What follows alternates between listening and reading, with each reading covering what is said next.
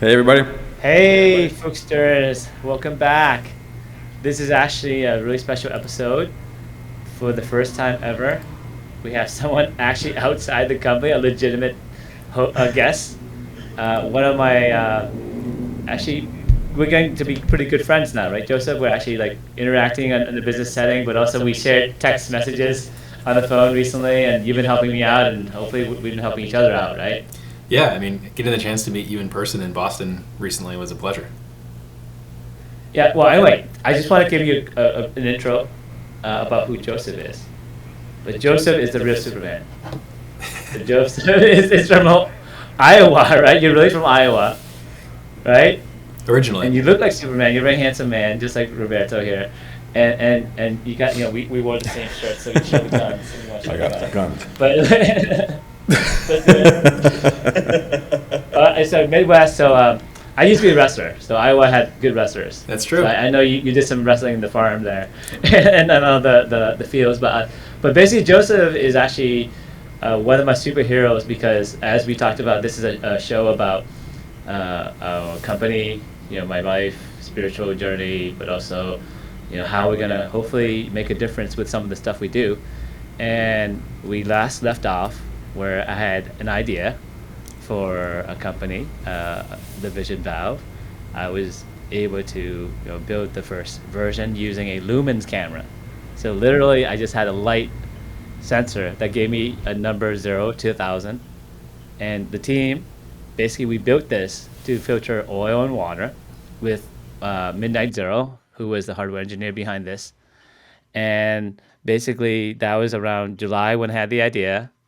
Uh, October when we finished the MVP. Then we met who we call P Money, the other Phuc, around October, and he said, "Bullshit, I don't believe you." He says, "This is great, it works, but I want real computer vision." And that was when I said, "Oops, I better learn some computer vision." And I basically went out there, and he said, "Okay, I'm gonna give you $25,000, but here's what I want. I want you to come back in a couple of months, maybe a December timeframe, January timeframe, with a version of this product where you filter fluids and the particles in it, and then I want you to use a computer. I want you to use computer vision. I want you to use AI, and actually see this working." And so we actually, I'm not sure you knew this, Joseph, but I actually had a consultant. A consultant was going to do it, and I was actually going to have him do it, but he got really, really busy. And I said, "Let me look around. Let me see if I can see something that we can use." And holy crap, we saw Roboflow. And so this is where Joseph comes in. So this, those TV shows where you do a flashback of like a different, like alternate timeline where you have a different character, how they meet. And so I'd love to have the show be about your journey, how you gave basically Phuc Labs the holy secret sauce to get our CV done in a no code fashion, literally in just 1 or 2 months. And we were able to build what P Money asked for in a couple of months. And I was the hero, but I literally just used your stuff. So let me just kind of like give you full credit because Roboflow was badass. It was the single reason why I didn't know anything about CV at all. Because I came into this knowing nothing about CV. I obviously am a pretty good coder. I've coded since I was a little kid. I wrote video games. I'm a badass coder. It doesn't mean I know everything, right? And so with the no-code movement, I was embracing it. I had embraced Node.js, Next.js, all these platforms, but I knew nothing about computer vision. But yet there was this no-code version of computer vision right in front of me. But it took me like a while to find it. But before that, I was just trying to teach myself computer vision, teaching myself Python, teaching myself all this code, and along comes this product where literally I just signed up, and within 15 minutes, I was able to make a model and actually understand what a model did, and actually just really use the free products. And it wasn't even something that cost anything. And then immediately I was like, let's contact these guys. Ever since we've been becoming great partners and great friends, and yeah, that's basically how we met. So yeah, I'd love to hear from your point of view how you basically built this badass product to actually service us and get us to basically build the true version of the Vision Valve where we use computer vision to essentially do something that actually I didn't know we were doing. So Joseph, this is a little surprise for you. Right? So I want to divide the show in two parts. One is I would love to hear how you created Roboflow to give us this technology to do what we want to do. But I wanted to surprise you because I understand what we're finally doing now.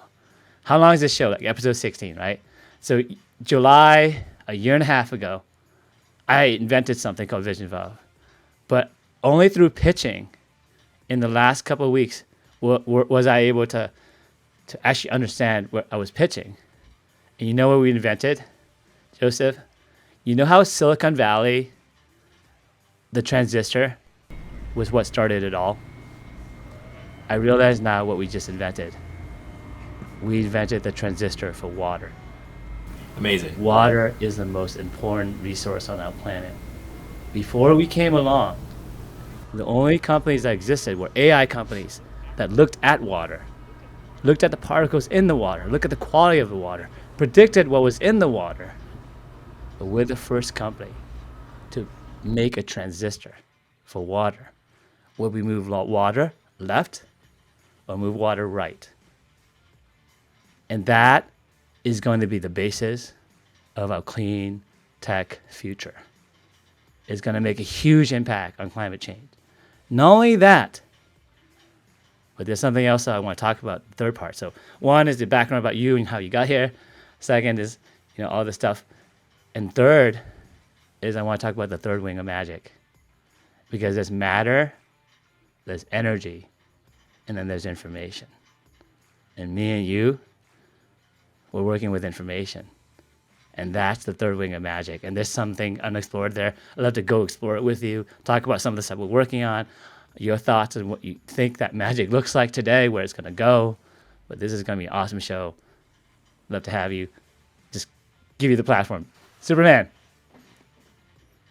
So maybe we can start with Superman as a background. So you grew up where? Did you land on this planet? How did you get here?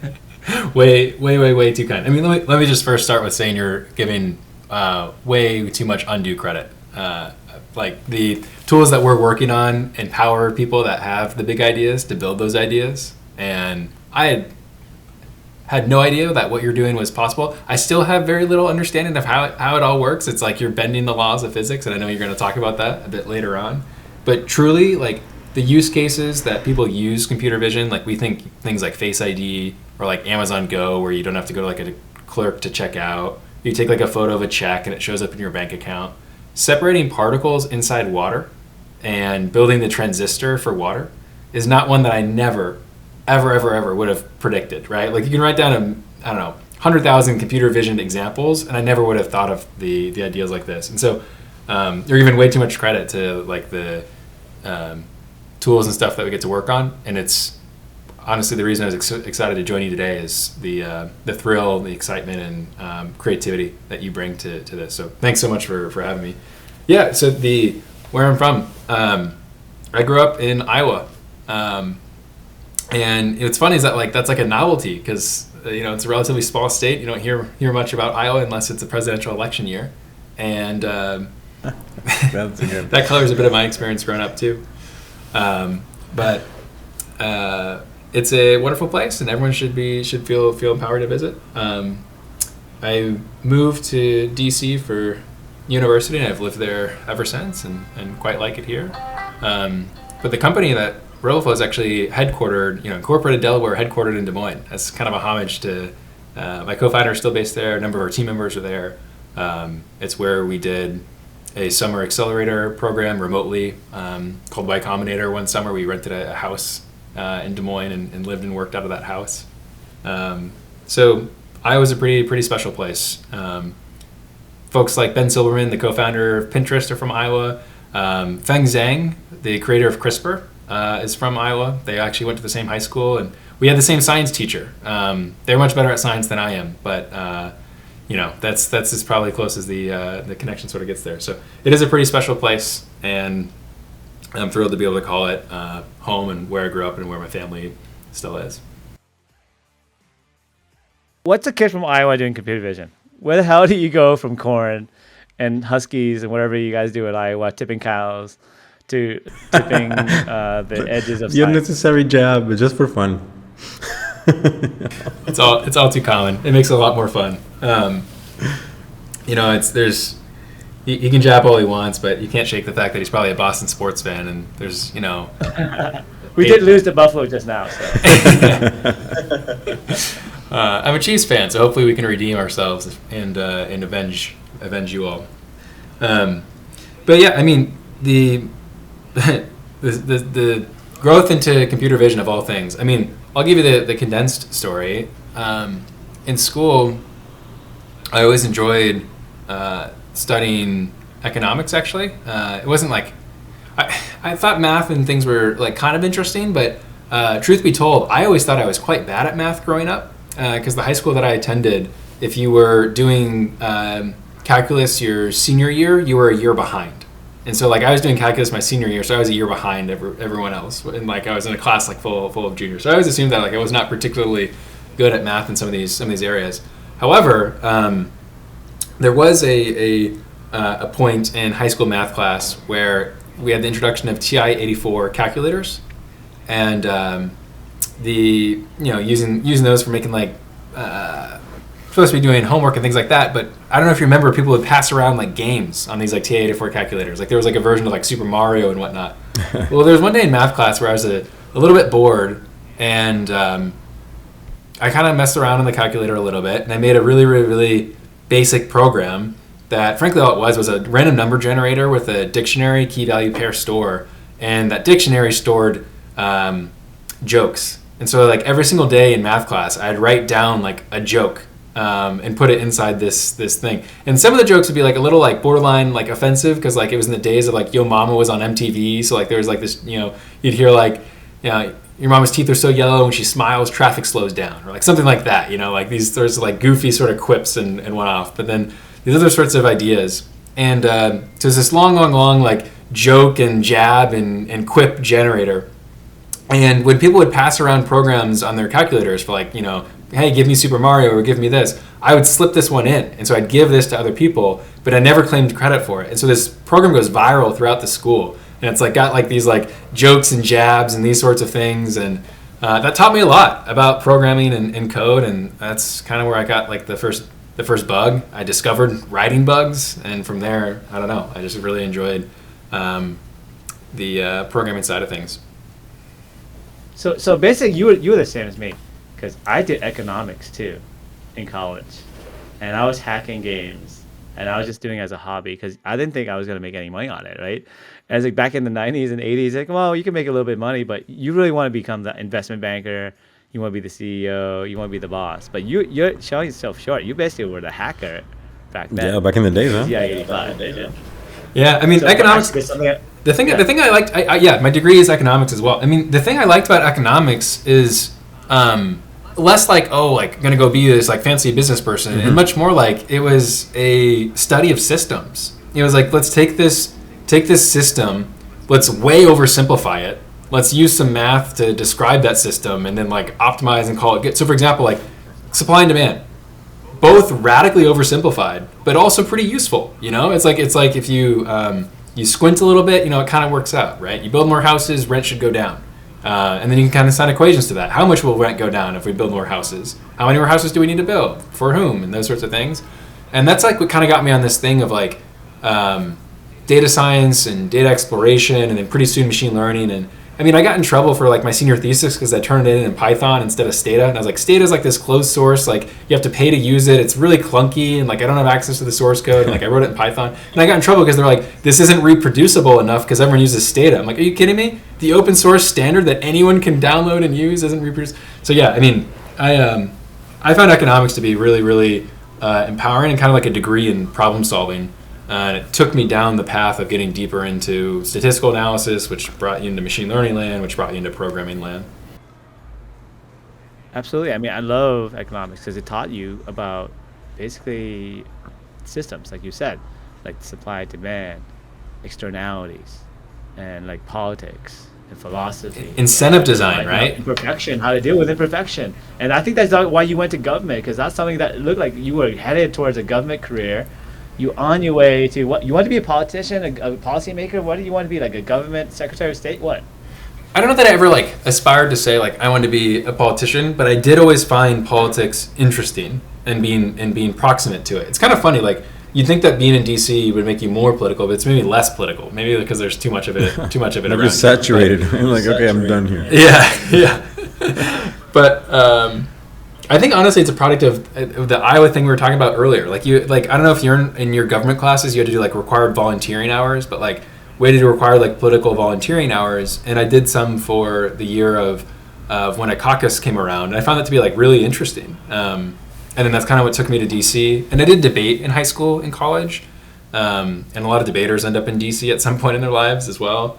But the things that I liked about politics, frankly, were like much more around the like institutions and the way by which things happen, and much less like any one particular issue. It's kind of like the unsexy stuff that I thought was like pretty cool, of like, you know, like Nate Silver's 538 and like which way is the election going to swing and like these sorts of things. And it's kind of like the sports of politics rather than, maybe the way I would describe it is like, I don't know if you ever go to like the ESPN app and you like pull up a game and you know there's like that win probability thing and you see like the win probability based on like how far ahead a given team is.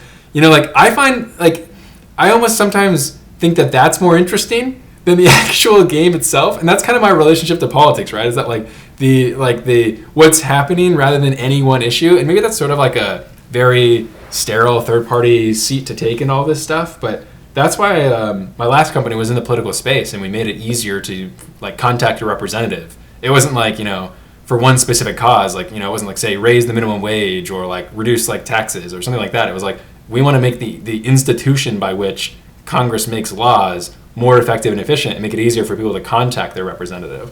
And so yeah, there was a political bend in the past, but not one that's like make me a politician, make me president. Much more like, you know, here's an interesting system that carries a lot of leverage in society, and if we make those institutions more effective and kind of study them from like a third party, it's kind of interesting.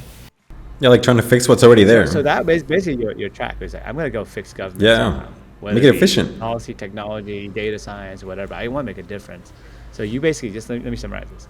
So you were a tech genius just because you're just natural. Kind of like me. Like I was just naturally good at it, but I didn't really pursue it too hard. It was kind of like a hobby. It wasn't like something that I felt like I was really good at it. It was just something, okay, I just did it because that's just something that was a fad and people did it. But you were teaching yourself the fundamentals of technology even when you were a little kid. You just felt attracted to it, but you felt drawn to economics and government. And you went to college, and then what happened next? You got a job, you went to work in DC, and then what made you started two companies. Wait, let me kind of, I didn't hype you up as much, but you just raised $20 million, by the way. You just raised $20 million for Roboflow. Who does that? Nobody, except Superman. So I want to know how Superman got how did you get your powers? How did you get to Roboflow? So how do you go from a simple, regular person like me, like anyone who's listening to the show, how do you go from a genius, right, in the middle of nowhere, create your own opportunities so that people can learn from the show? I think if there's one genius on the call, it's not me, Phuc, but the Thank you. background of like Thank you. where Thank you for finally noticing. Roberto gets Like, it. what the hell? Roberto gets it. I was hoping. I was like, I teed him up. Let's see if he does it. Yeah. I mean as you said, like a couple companies of note, but I think similar to you, like we've started many sort of different ventures. Some that have better outcomes than others. I mean the thing that I guess I can give an abbreviated background for like, so we just stopped at like college, there's economics, like now we're working on Roboflow. So college, it's like, okay, cool, work on economics problems, get into machine learning, do some of that stuff. My last year of school, I was in a spot where I didn't really need more classes, but I also didn't want to be done with school because like, why would you want to give up the fake life that is of a student? And so I ended up working full time and taking just like one night class. And I worked on the Facebook government politics team doing like data engineering work on like their products. So like stuff like building Facebook audience insights, but for Instagram pages, or I got to attend like the 2015 CNN Facebook sponsored debates, and this is before everyone hated Facebook, by the way. So it was a pretty fun time. And the Facebook hosts an annual hackathon where they bring a bunch of tech nerds to the Hill, basically to Capitol Hill, and Capitol Hill staffers complain about their problems for a little bit in a kind of open forum, and then some tech types think about ways they can solve those problems. And that's where the last company that I worked on was born, is at this hackathon. And so we made a product called Represently, Represent LY. And this product enabled congressional offices to sift through the 40 million messages they receive annually more efficiently. So they weren't using any level of like intelligent sorting, right? So like think about like, spam filter in your email or like folders or intelligent sorting that we encounter in everyday life. Congress doesn't have that, or at least didn't before having a product like Represently. So the goal was if we can enable Congress to respond more quickly to the huge volumes of messages they're receiving, well then they can be more informed on what people want. They can be more specific and give you like more meaningful answers, and just generally like create a better representative democracy. So I worked on that for 2.5 years. We grew the team to 9 people. We didn't raise any money for this venture. It's a small market. The TAM is 535 customers in the House and Senate, and it was a pretty important, fun problem to tackle. And by the time we kind of solved the product problem, to be really honest with you, the scaling of the sales side in this particular market was not particularly enthralling. And by that I mean, products and politics are not necessarily evaluated by which product is the best. It's typically evaluated a bit more based on connectedness, which is the case in some parts of the world, but especially true in selling political products. And so if we want to get mass distribution, we could either like figure out the right way to kind of like hack the system, figure out the most connected folks, and like hire that sales force. In fact, what we found is a better way to get distribution is to partner with a company called Fireside 21, which acquired Represently and then enabled our technology to be used by their 120 some Hill offices, overnight. And so that was the outcome that was awesome. It was an impactful outcome. It was the ability to like see our technology used and leveraged in a meaningful way, and then embedding our technology into a way that gets adopted much, much more rapidly. After that, after working on that for a little bit, there's a bit of time where I thought about what to work on next. I taught data science for a bit at General Assembly. I worked on some like consulting projects. I worked with the Google TensorFlow team on some of their documentation, which is a machine learning framework. And a friend of mine phoned me about his excitement with augmented reality, and there's a whole kind of story from there, which I'll pause. That was a lot of listening to me talk about Represently and sort of that background. We can dive into the Roboflow origins in a second. No, I mean, this is amazing. This is exactly what we want to hear, because basically, let me just say this. Who's badass enough to go and start a company knowing that this is going to help society, and you may not make a ton of money out of it, but this is so important that as an artist, as a person, you felt so compelled with 8 other people, right? 9 people, to essentially pro bono create something that needs to exist. That's badass. Yeah, and ultimately, like it's funny, like selling into Congress, you can see exactly what their budgets are, how much they pay for each product, because they have to report it publicly. So they basically pay about $2,400, anywhere from $1,600 to $2,400 like a month for like these products.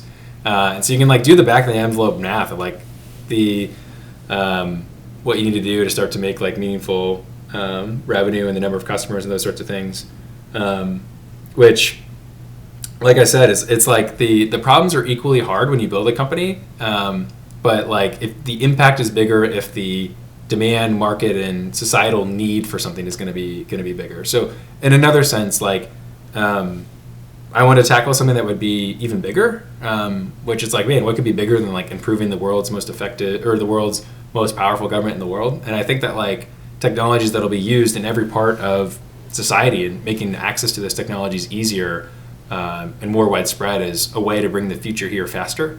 And that's kind of what we're working on with making computer vision an easy embeddable part of people's products. But I actually want to go a little bit deeper to this government thing, because I actually, when I began the show, one of my missions was to see how can I help society and maybe influence politics a little bit. And one of the things that I proposed was, instead of having a Democratic Party and a Republican Party, instead of having a wacky third party that did something random, why don't we have a third party that did tech only?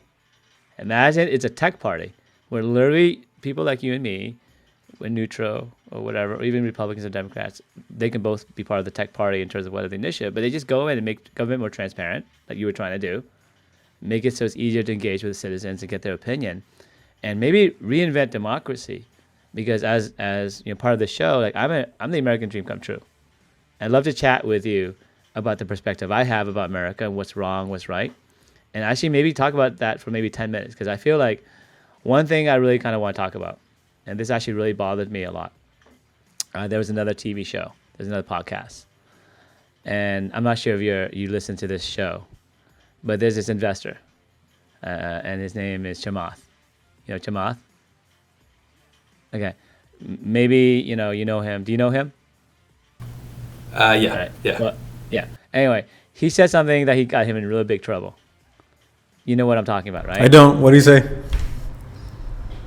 Well, let me give you a summary. 'Cause this shows what the Phuc. So we're gonna talk about what Exactly, I really what's- think. Because I immigrated here on a boat twice to escape communism, and I'm also an immigrant. Like Twice. Chamath. Yes. So let me tell you the story, and let me tell you why I have a perspective that's a little bit different. Okay. So my parents were both teachers in Vietnam, and I was born in 1976, the fall of Saigon. And you can hear this in the first episode. But essentially, my dad was in the South Vietnamese army. And there's no way that we would live a normal life because the communists took over, and essentially they took over the land, they took over all the opportunities, and they gave it to their friends. Because the way you can think about communism or any authoritarian country is it's like the time of kings. Okay? You have to think about it. I went to a school called Roxbury Latin. Roxbury Latin was a private school in the Boston area. But we learned about the time of kings and how the kings kind of fell to the Magna Carta, to basically eventually democracy in the UK and democracy in the US. But essentially, we're going through a struggle right now, where essentially we have to decide as a civilization: do we want to stay in the time of kings, or do you want to progress and evolve as a species? Okay, so there's two ways you can think about it. Let's say you decide to be evolved. So how do you evolve? Well, you evolve with the best people evolving you. Right? So the Asian way, and the way that I talked about it, the first show, is what we call this concentric circle. You take care of yourself, you get rich. Chamath did that. You take care of your family, he did that. So concentric circle number 2. Take care of your neighbors, he did that. Take care of your country, he might be working on that. But as a billionaire, the top 1 percentile, that last circle, humanity, not to care about that, I don't think that's cool. That's all I have to say about that. Because as an immigrant, the whole point of getting to the top is so I can remember where I came from. Because that last circle, and this is what I say to my kids, I'm a Smurf. I escaped Smurfland because Gargamel took over. I remember I'm a Smurf. So when I come to America, all those other Smurfs, they're going to be on my priority list up here, not down there. Because I belong to humanity. I belong to all the immigrants who want to get to the US. I have a responsibility to remember where I came from. So when I become top 1 percentile, my priority list can be a little bit more skewed towards others rather than towards my own investments and my own opportunities to further my own career and my own fame, to be on a show where I represent the best of humanity and be able to say that we can ignore humanity's plights because it doesn't meet our economic interests until some government or some third party makes me think about it. Because for me to think about it, it will make me realize that I'm actually part of the problem.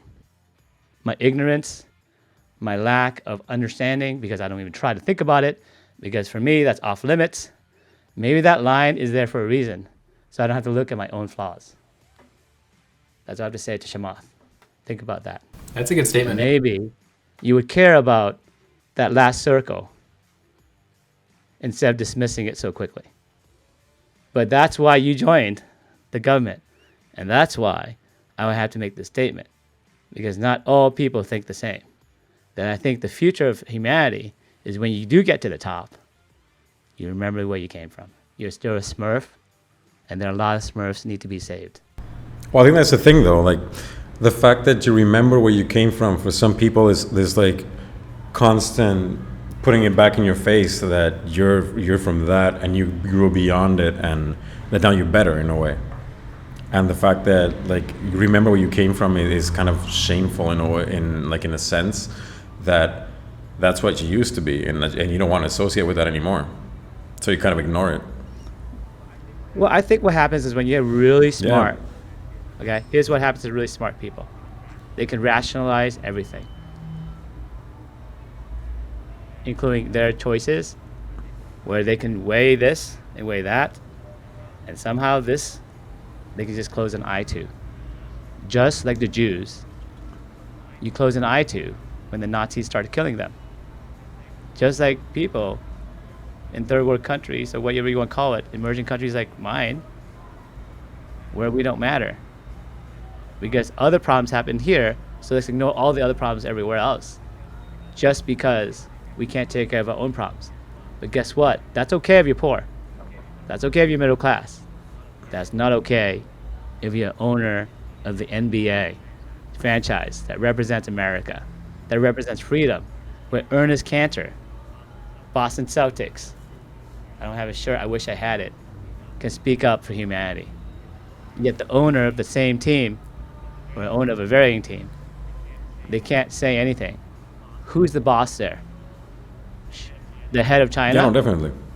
Or the owner of that team? You know, if you have the power to do something about it and you don't, that's on you. America, you want to be on top so you can speak your mind and be the man, not kowtow to Al Pacino. You know Al Pacino in Godfather? You know he wanted to go legit? Did you know that Xi Jinping's the head of China? His favorite movie is The Godfather. I didn't know that. Did you know that? Because he thinks he's Al Pacino. He thinks he's a triad member. He thinks he's the head of some oligarchy. And he's going to basically go legit. And somehow, because the economy is good, because of all these things that Al Pacino's doing that's great for humanity, that you can somehow be a king again. And the time of kings have to end. And people like Chamath, people like that, they worship kings. I don't worship any king. I worship humanity. I worship myself. I worship my family. I worship my society. I worship humanity. I do not worship a king. I do not kiss any ring. And if he chooses to be someone who kisses a ring, even though he's a billionaire, then why the hell are you a billionaire, man? I kiss no rings. Anything to say? Say it to me. Because I'm going to be a billionaire. And I'm going to prove that I can be better. Mark my words.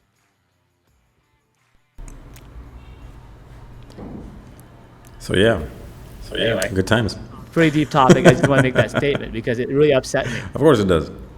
It's not just him, but all the investors on that show, except for one person, had the bravery to stand up. And I want to pivot to investors, right? And basically, this is what I'm talking about here, because this is what I'm talking about. Investors care about themselves. They care about their returns. They care about a certain point of view, but not all of them. Not all investors are made the same. In my career, I've met many people like Chamath who care about themselves, care about their equity, care about ripping off everyone else because they can get their fair share. But then I've also met really good investors. So let's talk about investments. Let's talk about pitching. Let's talk about how when you get rejected, sometimes it's the best thing because these guys, it's a filter. Sometimes the rejection is a filter for them not understanding you, not being smart enough to get it, not being risk-taking enough, or maybe not being supportive, or maybe they just bow out because they can't help.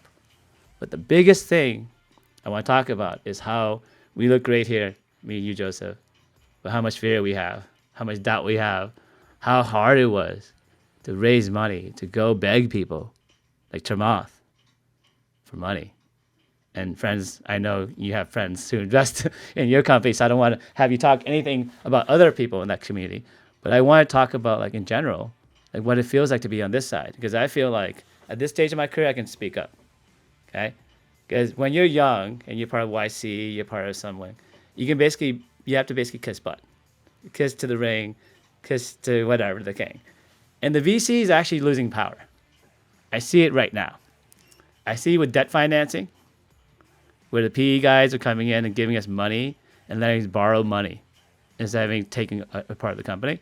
I see common things like YC safe notes. Like Y Combinator is innovating the ability that you can basically avoid lawyers, avoid drama, where a VC may negotiate something where they screw you later, but you don't understand because you're just a little kid, right? They do that all the time because I was a little kid when I was 20, 1997. They did that to me, right? They diluted me when I left the company. They do those shenanigans to basically protect the market cap, all that. But ultimately, anti-dilution clauses, all these things used to exist, but they don't anymore. YC got rid of it, but also there's a ton more angels, a ton more people who want to save the world, people not like Shamath. People want to invest in good people like you, who want to take a risk, take a longer term horizon. And I want to talk about that. So let's go deeper. So let's go to Roboflow. Let's go to, like, how did you convince someone? And who did you have to beg? Because for my last company, I'll give you a little news. We just closed out Series B. Okay? Wow. And let me kind of review some stuff. We're about to announce it. My last company, Clinical Research IO. Let me tell you all the people I had to beg. And then maybe Joseph can open a little bit more, right? When I first pitched it, literally every VC turned us down. Every single reason they gave us, I kept note. And every single reason I went back, and it was all wrong. Okay? We would even have VCs go, and they would say, hey, let me call someone who knows the business. They'd call somebody. It was some old fart who didn't know anything about the business, who sold his business 10 years ago. And they'd say, hey, that wouldn't work in my day, but they don't know what's going on today. And we would get rejected because people say, that wouldn't work in my day. And my perspective is like, today wouldn't work either. And so literally, we got rejected, and even now, okay, I'm about to tell you, we have 3, lead investors for our round. We haven't closed like you. Money's on the bank, so we can't count it yet. But we also got rejected like 10 times already. All right, even for a hot company like us. I've never had a company so hot as us, but literally in the last 2 weeks, we got rejected like 5, 10 times. Not by big companies, not by big ones, but small ones who didn't have a fit. Maybe they didn't get it, but ultimately, you have to have a thick skin. And I think when you go up here, you look so shiny, you look like Superman, and so do I. But I don't think people realize we were the last man standing begging, because we're the last beggars in town, basically. That's how it works with fundraising, I feel. And I've done it 5 times. I don't think it's changed much. I'm not sure if that's your experience. Let me hear from you. I agree with you that I think the fundraising shifting power to founders increasingly. I think it's still a pretty intense process. I think there's a lot of almost like norms and things that become very almost intuitive to those that have been able to raise, that is very unintuitive if you've never raised before. And so I think that's what creates a notable kind of barrier. I think you're also right that unfortunately there's people that I don't consider them to be good investors that are like predatory. And I think predatory investors likely have lower returns. Like they probably need to be predatory precisely because they can't win or produce returns on simply gaining access to some of the better high-flying companies. Like if you're truly a very good investor in the companies that you invest in, enjoy having you on their cap tables, then you'll be someone that founders seek to have on their cap tables, and you don't need to play silly games to be able to get on people's cap tables. I think it's a sign of weakness if you need to play games to trick someone into terms that they might not know otherwise. But I think there's another element here of just like, as you mentioned, like the simplicity or difficulty of coming to learn terms, right? Because fundraising is quite a few dynamics wrapped in one, right? There's one element which is literal just financing, of just knowing enough about to capitalize a business, roughly what you think you would need, valuing a business, understanding the selling of shares of a business, what that means. There's the intersection of finance, of legal, of different share classes, what, preferred shares, holding common, all sorts of terms and landmines that you have to look out for. Just as you mentioned, liquidation preferences, participating preferred, discounts, all these sorts of things. So there's that alone, right? There's the legal and finance element. But then the other part of fundraising is there's a social element to it too. It's just as you described. Like, you just called your company like a hot company, which is like, I'd agree, and is like an example of the kind of intangible X factor. And this is why like fundraising outcomes are quite bimodal. Either it's like an absolute slog and it's extremely challenging, or it's almost the opposite. It's like you're turning people away who want to own a portion of the business because you've demonstrated a vision and traction that drives people to want to be a part of the journey. And so I think I think a lot of people, it's very common to be like, fundraising sucks, or I really hate it, or it's grueling and it's brutal. I think a lot of those takes are often true, and breaking down the why is insightful. It's like, it's this confluence of all these things that you are probably a novice at, and then you stack on top of that, just as you mentioned, you might be talking to someone who's a professional investor, whom as a founder, you may be, just as you mentioned, you've raised capital, you said 5 times, which is a lot for like a founder. An investor does 5 deals in a quarter. So like the ability to just, the inequity of experience, of just awareness of each of these things is also makes it tricky, right? Now that said, like with like all the things that are true about the difficulties of fundraising and financing, I think the best types of investors, the ones that are like really fun to work with, or ones that like inspire you, kind of fall into 2 camps. Like, what does a good investor look like? What is a good, like, and how do you find them? Like, how do you attract them? Like, what does that look like? I think a good investor looks like 2 things. Either one, they legitimately can do something to move the business forward. They have a good network of talent to bring your way. They are a good sounding board. They know your space quite well. They've been in your shoes and can speak to that in a very tactical way. Maybe they're emotional support, like they just know the journey and difficulty of being a founder, and they genuinely bring some type of value on that side of things. Now, that's where a lot of people think that they are. Only a very, very, very small subset, I think, of investors fall into that category. And then there's the other type of investors that are fantastic. And those are investors that wire you and never talk to you again. And those are the ones that just let you go and build your business. And they just know. And if they had faith and conviction in what you're doing, then they get out of your way. Founders Fund is famous for falling into that latter camp. They're famous for, our value add is we give you money and we ask nothing. No updates. We just know that you are a differentiated founder and you're doing great stuff. But but why are those better than the ones that could actually further your business though? Like, even if, yes, it's another voice that is now sitting at the table, what's the advantage of the other one that just gives you money and lets you do your thing? At the end of the day, this is the funny thing about like fundraising and raising money and this sort of things. You see high numbers, millions of dollars, high valuations. It's like kind of like a very glamorized thing. But at the end of the day, it's founders that make the business, not any single investor. Like, there's not like a story where at the margin, like an investor made a business work. There's stories of founders or people or those inside the business that made the company work.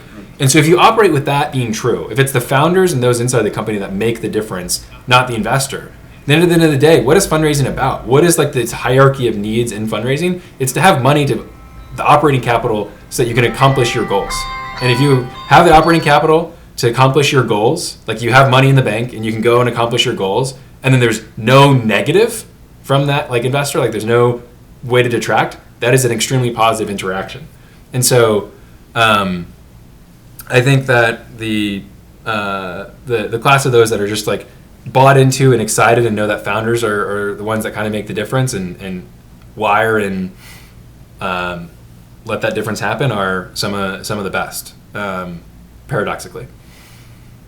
Yeah, and I think one thing that you helped me really with was not only find the right investor, but stacking the investment fundraising process. And we actually followed your advice. And so your advice was, get people to put money in and just keep closing and closing and just raising the valuation each time. But actually, I want to kind of maybe bring it back higher level, okay? Because I want to make sure the audience gets something out of it. Because it's great to say investors are great, blah, blah, blah, blah. But how do you practically do this? And let me give you, from my point of view, and I like to do pattern recognition. Because the VCs do pattern recognition all the time. But us founders, we never do pattern recognition as a group. But I like to do pattern recognition of you, of what I see from my fundraising. And this is kind of like my little secret, okay?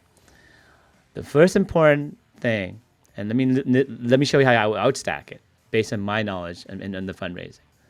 The first thing you have to do is you have to decide if your business needs a product to show, or it could be an idea and you can pitch, okay?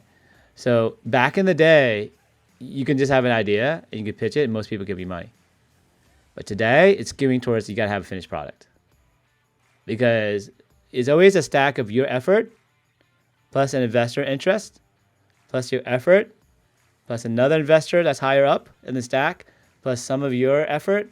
And then you have to stack both your results and the level of investor you're going after. Okay? So the first level is, can my idea be built by me in a short time frame? And if yes, then the investor is going to say, of course, you should show me that. Wherever it's nuclear power, of course, not. But you have to show me something. So you have to show me either you working hard. Your first stack is you showing effort that you have an unfair advantage. That you've done something that's remarkable, whether an idea or a perspective or something, where someone believes in you, but usually it's a cowboy. Okay, my first company was literally a cowboy. His name was Don Jones. You can go back in the episode. But literally, I went to a pitching contest. I pitched something, and one of the judges said, I like your idea. Let me give you $250K. And he cut $250K in the regular mail. Not even a wire, because he was literally a cowboy investor. Okay? The second one was also a cowboy investor. He made billions, essentially selling the eBay of Europe. His name was Joachim Schaast. And he was basically cutting a check because he liked my co-founder, who was German and looked like him when he was young. And he had a cool idea. He liked the idea where we can take the crowd and we can screw them in and use the power of the crowd to make investment decisions and run a hedge fund. So for him, it was a hobby. It was a hobby, plus he liked the person. But it was a cowboy move. It wasn't like, hey, it didn't make any sense. It was just personal, and I liked the idea. Okay. The third person, okay, Clinical Research IO, this person just came from outside the country. He was a CEO. He wanted to become an investor. So he told me after the fact, not during the fundraise, I cut you guys a check because I just want to make a splash. So we got lucky. He just wanted to cut 20 checks, 50K checks here and there, just to show that he was a player in the Boston market and show that he could be someone that he co-invest with. He was trying to make a name for himself. Okay. And then this one, right, Phuc Labs, was I hustled a guy with my same name, Phuc, Trump. I went to LinkedIn, I met him at a whatever, and I pitched him in the same thing, cowboy, who liked me because he had the same name as me. He liked the idea. I'm not sure if that was your experience. Who was was that a cowboy check? That first check? Let's do pattern recognition. For your two companies, right? Who was your first check? Was it a cowboy check for your first check for both the first and the second company? Yeah, it's a super good question. So let me mention earlier, you're like, oh, investors are great. What I'm saying is, given an investor is great, these are the things that make them great. That does not make all investors great, to be very clear. I agree with like a lot of the things that exist that are disproportionately not great for founders.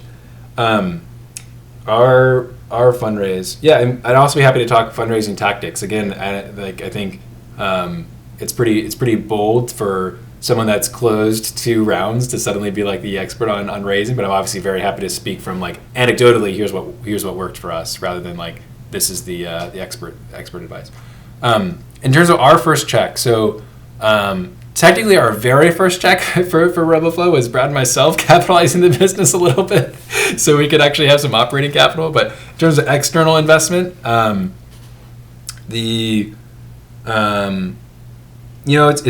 It's interesting if you consider this the check or not. We played in an online tournament called Pioneer, which is kind of like the Hunger Games meets startup productivity. So here's the thing. So every week, people that are playing Pioneer submit progress updates every Sunday night. And on Monday, other people that are playing Pioneer are presented with 2 progress updates, A versus B. And they ask who did more. And so you read these 2 progress updates and you vote of who did more between A or B. And it's just global competition. Anyone can sign up and start playing right now, just pioneer.app. And we played Pioneer actually for the first about 18, 19 months of Roboflow. What happens is if you continue to get upvoted, then you continue to rise in the leaderboard. And then if you stay high enough in the leaderboard for a period of time, Pioneer gives you what's called the Pioneer offer. Now they've changed the Pioneer offer over time, but when we were offered the Pioneer deal, they gave you, at the time, a small amount of capital in exchange for the opportunity to invest at the terms of your next round never being more than 20% of any round. So for us, the way the deal worked out was they will give you 100K, but they only get to invest that 100K at most favored nation terms of the future rounds that you raise. So we didn't actually get the capital until we raised other capital that set the terms of the round, and then they determined that they wanted to exercise their Pioneer option. So it wasn't really a check, but it was like a validating signal that like, oh, this group Pioneer wants to believe in us. And Pioneer, by the way, was started by Daniel Gross, who's an ex-YC founder, or a YC partner, excuse me. He built a company that Apple acquired, a search engine called Q, which has been instrumental in a lot of Apple's machine learning products. And so it's been this like global, it's actually, the premise of it, I think you would love, Phuc. It's basically like meant to discover global talent that's under identified, basically. And like where are the breakout sort of people that otherwise you just wouldn't find. And the answer is they're online. And if you put them in like a way for them to basically like show and prove that they're like ahead of one another, that they're ambitious or that they're achieving their goals, then they can go about their way. So that wasn't the first check, but that was the very first deal that Roboflow accepted. Now that check only converted when YC put in their external money. And so YC put in Y Combinator, a startup program that we did summer 2020. We did YC, and YC at the time wrote 150K checks. And so Pioneer exercised the highest percentage of their option. As I said, they couldn't be more than 20% of any round at that time. So then they put in their money at the same time as YC. And then the first check after YC, so these are both sort of programs. So who's the first cowboy is kind of your question. And the very first cowboy for us was the founder of Hipmunk. And he was like, yeah, like, and you're super right. Like, we pitched him and it's like, man, like, I haven't really like kind of practiced this. We'll see how this goes. And he was like, yeah, sure. Like, I'll take a flyer on this. Sign me up for 15K. And we're like, wow, really? That's great. And like, there's this idea when you're fundraising of, getting off the island. Like, no one wants to be on the island. Like, when no one wants to be the first check, because like, what if no one else wants to write a check into this company? What if it, kind of goes nowhere? You have to be the one that's going to be willing to do that. And so I won't forget that. And he got us off the island, so to speak. And we were able to put together the rest of the seed round, kind of steady rolling from there. I have a question, like for the that's exactly like it. for the Sorry, like for the YC deal, like at least like the promise of the offer of Pioneer, were you able to like leverage that, like just to see if like any kind of help helps, like to get that initial capital. Like yes, hi. Yeah, I think absolutely, and I think YC actually is a cowboy investor, but with an application process and a crew and a system. So that's actually the second variation, and I actually want to talk about that because we were part of Urban X in 2021. You were part of YC, Y Combinator, in 2020. YC is way more prestigious, but Urban X is newer and actually is pretty prestigious, starting to become more prestigious. But they're really hands-on with us, and that was the first time ever that I felt like investors added value, besides the silent version that you mentioned, right? And I see that's becoming more and more prevalent these days, where essentially, you can kind of trip and fall into a cowboy investor, or you can go to some type of like fundraising tournament, like the first time we went to the Beast, a business plan writing contest, we joined and we won, or like some Pioneer program like that you did, or maybe just apply to Y Combinator or Pioneer, whatever it is, or Urban X like us, and it's like you're going back to college now, and you're applying to have a cowboy invest in you. essentially, and then guide you a little bit along the way. So what do you think of the YC experience? Now there's actually 200 people. I think it's like 200 people are accepted, 100. I'm not sure how big your class was, but it used to be pretty small. Urban X was only 5 people, five groups actually. That's great. So let's contrast the two different experiences. Yeah, YC's a different animal now, especially now that it's remote too. So we were the very first remote Y Combinator batch, fully remote batch in summer 2020. And despite that, my co-founder and I, we still wanted to have like a YC-like experience, which to us meant moving into a house. So he moved out of a place with his wife. I moved back from DC. We get this house, and mind you, this is summer 2020. COVID is nuts, and so there's no vaccine. There's like no going out anywhere. And we don't even really understand the virus as if we do now. We understood even less then, right? And so we're trying to understand how to treat this thing. And people are saying, don't travel, don't leave your home, don't go anywhere. And we're like, well, if you're not supposed to travel to work, we'll bring our work home. Boom. Solved. Hacked the system. So we're all we're in this house. We had one engineer that joined the team just before we did YC. So the 3 of us are living in this home, living and hacking away on Roboflow. And I mean, YC for us, Roboflow would not be the same without YC. The founder of Stripe, Patrick Collison, says Stripe wouldn't have worked without YC.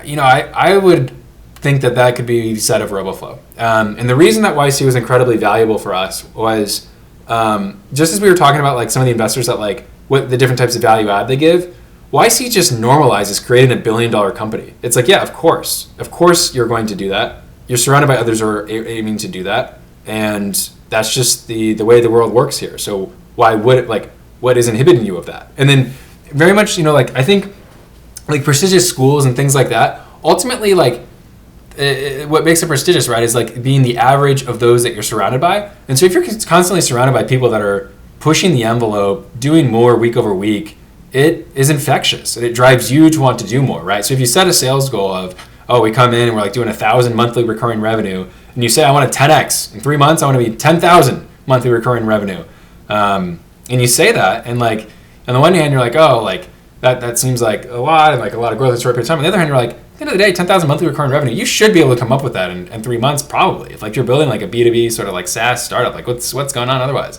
And so I remember every 2 weeks we would meet with our partner in the group, and then you'd have office hours in the week in between, and you meet with the other people in your group. And there were 70 companies in our group that we were talking with, and you'd go to those sessions and those weeks, and you'd say, last week we said that our goal is to add 2,000 monthly recurring revenue between last week and this week. And so then someone goes, hey, last week you said you wanted to add 2,000 in MRR. Did you do that? And you're shit, no, I didn't. Why? And it's just it's such yeah, true. Put in the work. Just be honest with yourself. What's working? What's not working? And I think that founders waste a tremendous amount of time being dishonest with themselves about what's working and not working, and just forcing yourself to focus on a metric and being am I moving this number in the right direction? And a philosophy that I think is really good is that when things are really young, there's no history to the organization or whatever, you should be able to move meaningful metrics in a week. It's a very bold statement, but it's also true. If it's just 2 people and it's just a project that hasn't even really gotten any serious legs, pick what your metric is. And numbers are so small, things are so fresh, you should be able to make meaningful progress on that week over week. So measure your metric on a weekly basis and see if you can move it in the right direction. And it was sort of that, holding to that accountability standard that we ended YC at 15,000 monthly recurring revenue when our goal was 10,000. And, we signed these customers that we didn't know if it was possible. And it was kind of it instilled a sense of urgency, of focus, of confidence that I just not sure how we would have experienced that otherwise. And then the other ancillary effects were the ability for having just the prestige associated with YC of just knowing that they're a selective group enabled us to drive inbound investor demand for creating the conditions to raise a successful seed round.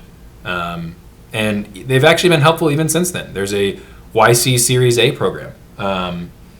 And they ran a program once we raised our Series A to help think about scaling the company and the things to do and recruiting and budgeting and some of these areas. So it's not like YC ever stops. There's still we still hire from the YC network. We still, find customers via that way. So it's been an instrumental part of ensuring Roboflow can be where it is today. Yeah, but I want to make sure that the listeners don't think that YC made you guys. I think what YC does, and I think this is what a lot of these accelerators do, is they tell you what you don't know, and they give you structure, and they give you context of where you should be. It's kind of like when you race and you're a professional athlete, and you're fighting, or you're trying to make your weight, or whatever it is you're trying to make your score or your time. What's a good time? I don't know.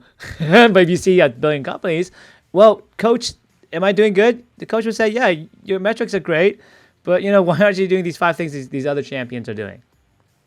So let's copy it the champion way and ask you the right questions, and because you don't know what you don't know. You're not checking those things you should check. Did you check your cap table? Did you put enough options for your future hires? Did you put vesting agreements? Did you set up NDAs? Did you all this stuff? You just copy paste from them. So you also get the system. And UrbanX was equally good, but they actually even built hardware for us, which is amazing. So one of the things I never expected is I have an idea for that's how to awesome. improve the system. In a year, once we fundraise, we'll have this done. And literally weeks later, it was in front of me. That's cool. I was like, holy crap, this is probably $100,000 worth of hardware, R&D and all that. And it kept happening. And it was amazing. I'd never experienced that.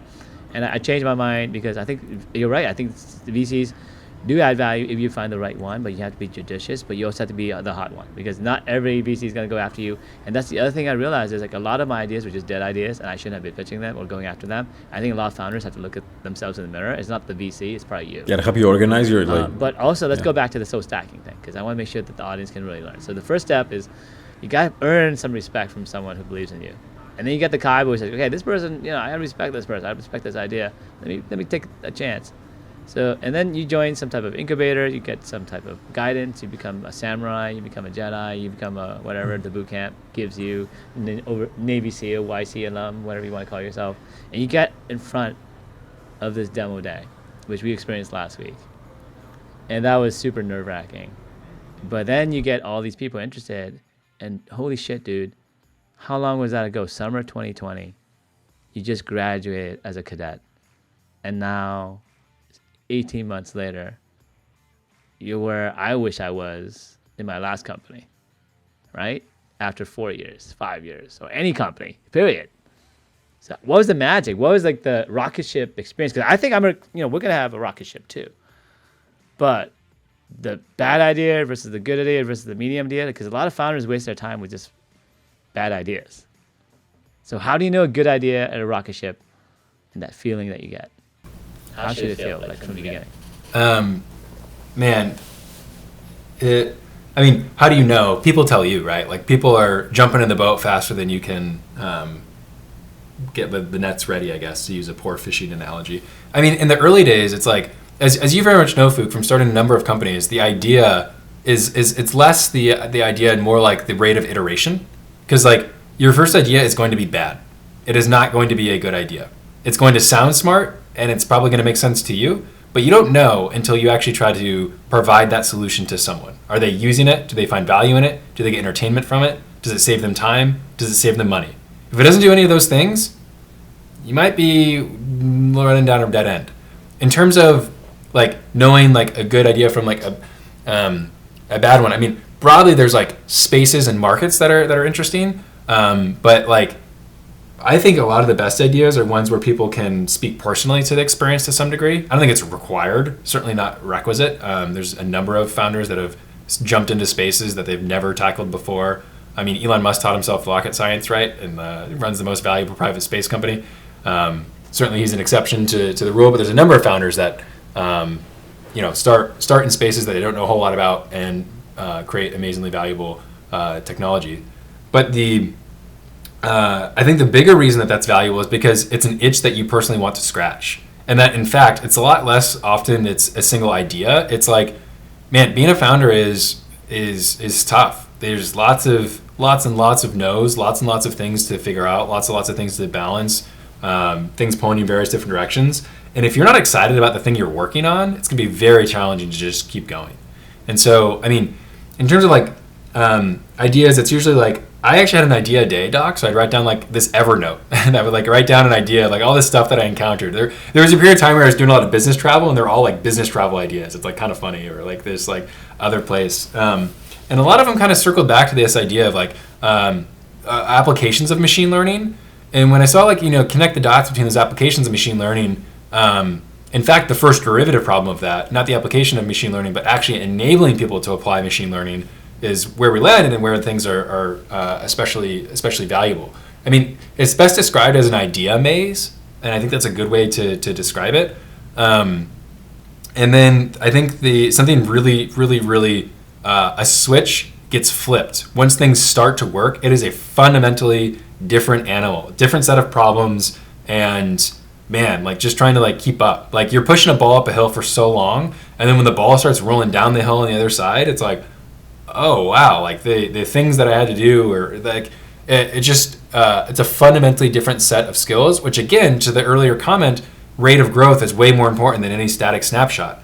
The co-founders of Brex just made the Forbes like billionaire list as under 30-year-olds, like 26 and 27 each. Valued equity is assumed to be like 1.5 billion of a private company, and you don't get there from like clearly from just like the innate raw talent. The rate of growth for those individuals is tremendous. And so like because things are constantly changing, it's all about being able to rapidly improve, being able to have thick skin, have a serious amount of determination, and really be working on something that like someone derives energy from.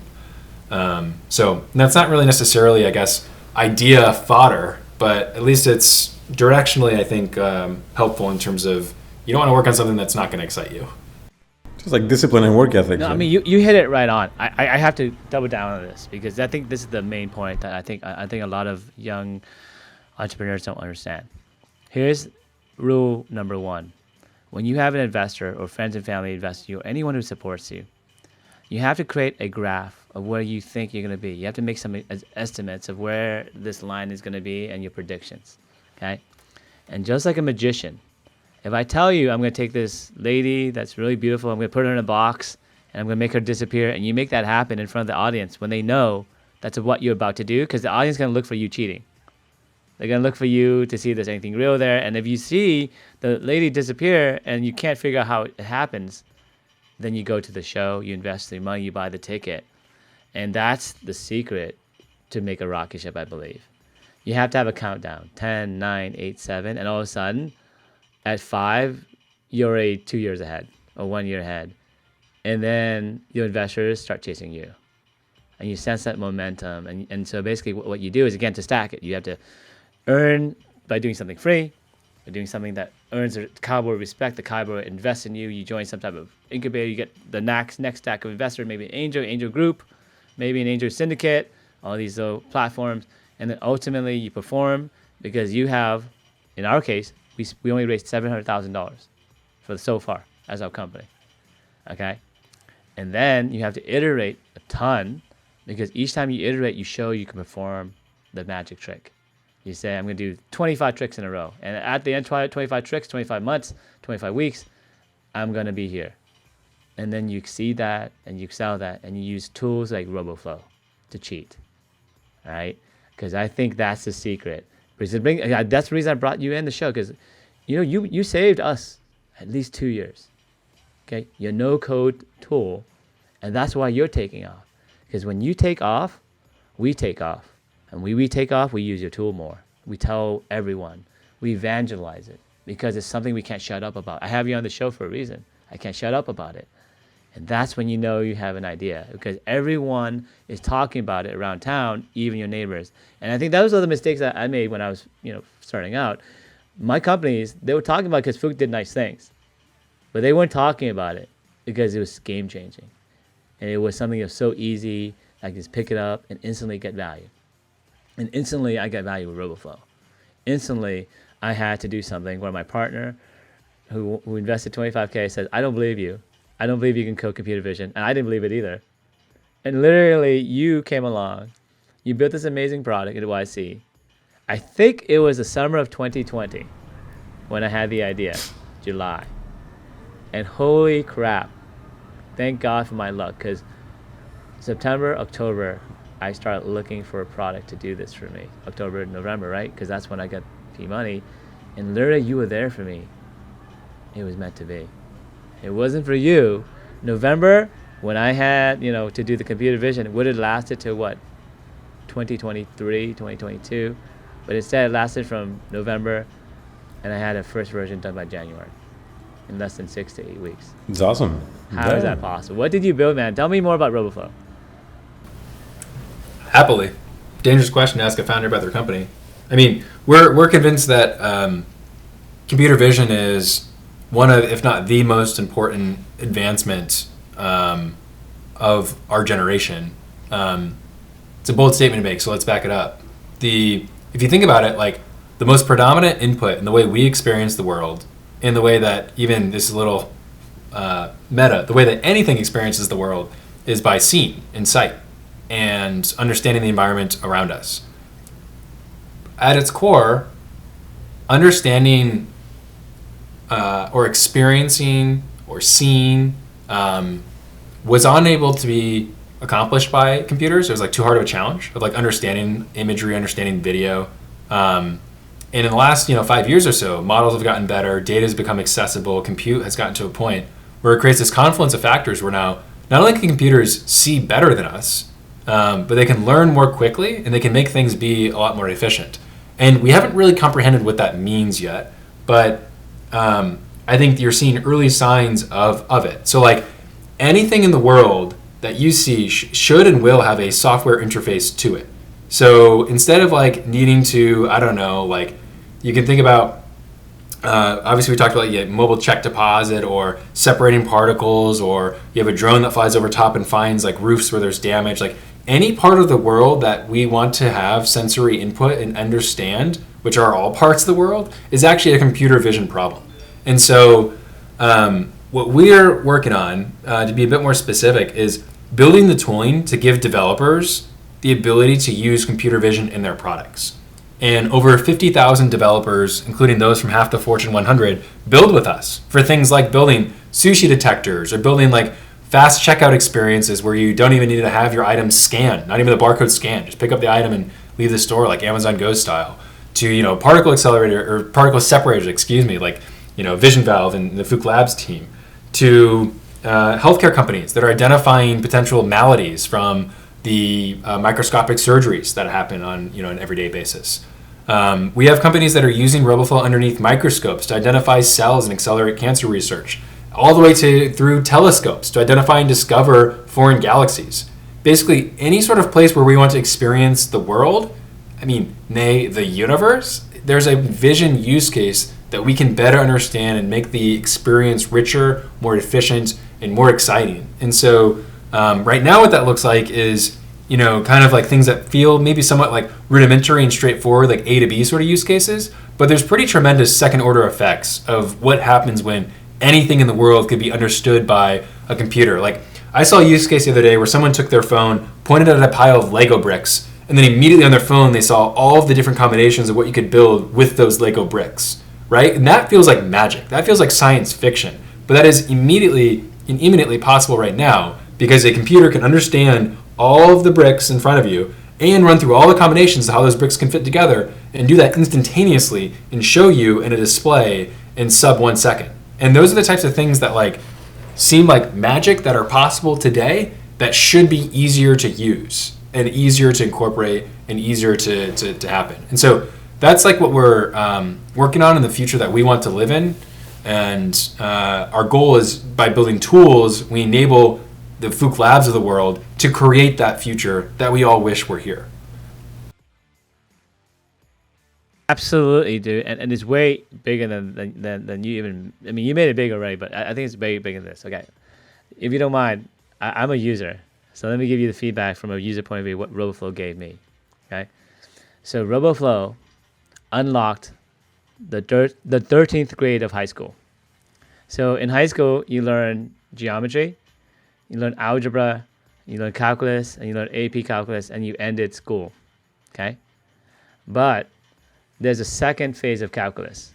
It's the other side of calculus. So calculus, as you remember, you have a formula and it gives you an answer.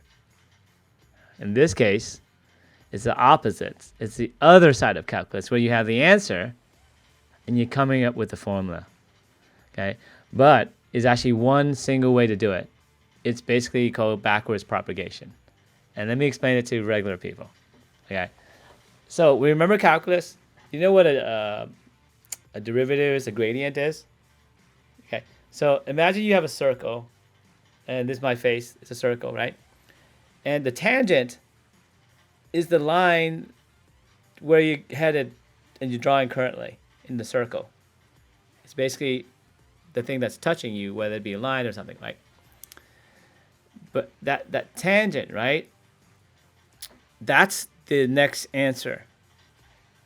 But when you get it wrong, which way should you turn, left or right? I don't know. But if you did know, you'd probably draw a better circle. Because your tangents get better and your derivatives get better. And eventually, you get the answer. That's all it is. You can think about before, in calculus, you figured out how to do the derivative. You figured out how to figure out the direction, where you go next. But you missed out the second part. When you get lost, where should you go, left or right? Once you figure out that loss function, which is what AI is about, and you know how to find your way, then you can go in the right direction a little bit closer every time. Now, if you did that and you drew it and drew all the derivatives, drew all the tangents, and think of it this way, right? Think of my screen as a graph, and think of this as dating. Think of you copying human thought, where I'm copying all my metrics about who I like in dating. So let's look about dimensions. So Joseph, do you like girls or boys? Girls. Maybe boys? I don't know. But let's say you like girls. Let's do an honest test. Do you like girls or boys? Girls? Let's say, right? So let's say you do go. Let's throw a role play. You like girls, so that's 1 or 0. Right? So once I know how to copy your thoughts, it's just a cache. So when I ask the question, does Joseph like boys or girls? He says girls, of course, because I remember it. He just told me. That's what AI, that's all it is. Okay? And if you just keep asking all the right questions, you can get all the dimensions of something. For example, Joseph, what color hair do you like in your significant other? Red hair, blonde hair? Different color hair can have different numbers. 1, 2, 3, 4, 5, 6. And you might like, I like blonde 1, I like redhead number 5, and I like whatever number 3. So then when someone says, hey, what color hair does Joseph like? You'd be like, okay, he likes 1, 3, and 5. That's pretty simple. But how about a third dimension? How tall do you like the girls or guys? What kind of body? What kind of, whatever. And all of a sudden you have many dimensions of who a person is. So how do you date someone? Well, you just join all the dimensions. You're like, I like a girl who does this, this, this, this, and then maybe this and this and this. Yeah, and they have to be 1 kilometer away. And that's basically a copy of who you are. It's a copy of your human thought, right? And you put that on a piece of paper, that's AI. That's all it is. It's a method. It's a cache. If you think about the coding point of view, where you copy humans and what they think. So if I think that this looks like a bird, and I use Roboflow to draw a bounding box around a bird, and then someone else thinks that's a bird, and then 15 other people think that's a bird, and this is what birds look like. When I see the next bird, let me see if anyone else saw a bird that looked like this. Oh yeah, there's a person who drew a box around a bird that looked like this. So that's probably a bird. But then you did it so easy that even an idiot like me who knew nothing about computer vision could do it in 2 months and actually make a bird detector or a cat detector or anything you just mentioned, a Lego mixer, blah, blah, blah, blah. It was amazing, man. You rock. And you made the company where it is. And I can see why you guys raised so much money and you guys are a rocket ship right now. That's awesome, man. I want to thank you. Yeah, But thank you for building with us and using our infrastructure and showing us things that we didn't even think were possible. It's not possible without customers. Just as we were talking about earlier, it's not the investors, it's the customers that make the company. But it's more than that. Because I want to leave. I'm not sure how much time you have, because I like to leave the last part of the show for the woo stuff. And this is the part you asked about the woo stuff. You want to talk about the woo stuff? Science. I actually I have someone waiting for me at the top of the hour, but How many minutes do you have? I just want to talk one woo thing. If you have like 2 minutes. okay. Okay. I want to close out and give you a 2-minute pitch. I mean, this is so woo. Do you know how Vision Vibe was created? Like the moment? Okay, you listen to the episode? Okay, I'm going to bring back the episode because you mentioned 2 things.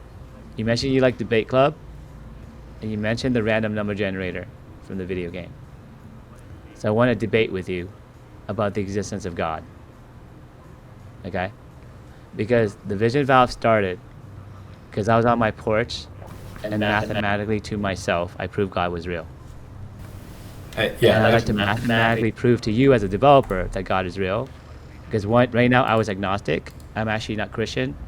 I'm actually an ancestral worshiper. If anything, I'm Buddhist. But here's how I know God is real. You know that video game you wrote with the random number generator? Did you have to create a seed variable for that? No. The system did. You can look it up. When the system turned on, it created a seed variable from the time the CPU turned on, the temperature of the CPU, the weather, anything random in our universe. And it gave the random number generator the first seed ever to give the system randomness. I think you might have listened to that podcast, but the podcast explained it thoroughly. But basically the idea is, let me prove to you, and I'm going to debate to you, that the seed variable are the prime numbers. And I'd like to introduce to you a physics theory I have. It's called the law of emergent knowledge. And I want to prove to you, you know in Lord of the Rings, why one ring rules them all? Well, one science rules them all, computer science. And that's why you're in the right field, my friend. Because only computer science has what's called recursion. You know what recursion is? Okay. So recursion is basically an example of the law of emergent knowledge. The law of emergent knowledge is not a theory, it's a law. Because theories you have to prove, but basically this is my law, because if you don't believe in this law, you don't believe in the universe. You don't believe in prime numbers. So let me do prime numbers for you. Is 1 a prime number, Joseph? Compute? Yep, yeah. So the first law of the emergent knowledge you must compute. Okay? Loop. Second law of emergent knowledge. Can you go to the next number 2? Is that a prime number 2? Yep. Yes or no? Yes. Loop is 3 a prime number. Loop 4 is 4 prime number. No? Why not, Joseph? Divisible by 2. You remember? You remember that there was a 2, and you could divide by it. And what emerged? All the prime numbers. What do you mean what emerged? Like, well, you know that 3 is a new prime number, and that 4 isn't. That's knowledge. That 4 isn't and 3 is. And guess what else, Joseph? You've also increased the max number for math. Because each prime number unlocks a new max number. Because now 3 times 3 is 6. 9 gets created. 12 gets created. Because anything divisible by 3 is not created. And that's why the universe is fractal. The prime numbers open the leaves of math. It opens the max number of the universe. God creates new numbers by the prime numbers. He gives us new prime numbers to create the max number in a memory system, which is called the universe. And guess what? There is no max number because it's infinity. How do you create a max number in a computer? You can't. The only way you create a max number in reality is to keep having new numbers come out. And that is the source of numbers, prime numbers. Prime numbers randomly appear anywhere along the system. It could be 3, it could be 7, it could be whatever. It could be 3, 4 blocks away. But without prime numbers, there's basically a finite set of numbers. And also a finite set of randomness. Because without prime numbers, you can never get the seed variable and new randomness from your creator. So my debate to you, based on all the yeses, all the things you said yes to, do you think God's real? Complicated. Probably is my answer. Probably. That's not an answer. Come on. answer. Come on. You understand the whole max number thing with the prime numbers, adding more max numbers as a computer scientist? You know what I'm talking about, right? You know about the fractal universe. You know what I'm talking about in terms of laws of physics. Yeah. And you know what recursion is? Yeah. Recursion is I go straight, I turn a number of degrees, and that is a law of particle physics. Everything in the universe is a fractal. And guess if you do that enough, you know what becomes, Joseph? It becomes a snowflake. True. Because it merges. The law of emergent knowledge. Humans emerge from atoms. We emerge from God. And the seed variable given to us by the prime number. And by the way, pi is also infinite and also a source of randomness. And maybe either consequence of the prime numbers or another seed variable. Because again, it's the time of the temperature, the CPU, the weather, a bunch of variables from our universe. And maybe God had to give a bunch of numbers to seed our universe. And I'd like to leave with that. Leave with the debate. And I'd like to leave you to think about that. And I thank you for being on the show. I know you have to go to dinner. But No, it actually- wasn't much of a debate. It was actually- more like a monologue. Yeah. I got a one-on-one with an employee, so I gotta jump to that. But Okay, obviously, Thanks a lot for everything. Thanks a lot for everything. yeah, this was a blast. Thank you for having me, Phuc and Roberto. Yeah, and good luck with Roboflow, and we're going to partner. And I'll try to have you on again. I was gonna say, We have some partnerships you have to announce, by the way. yeah, I was gonna say we have a lot of we have a future catch-up, a V2, a partnership to work on. There's all sorts of fun stuff. Thanks so much for having me. Enough for guys. another episode. Enough for another episode. Thanks so much, and enjoy your weekend. Thank you for Take care. Yeah, absolutely. Take care. Talk to you soon. Bye. Yeah. Bye.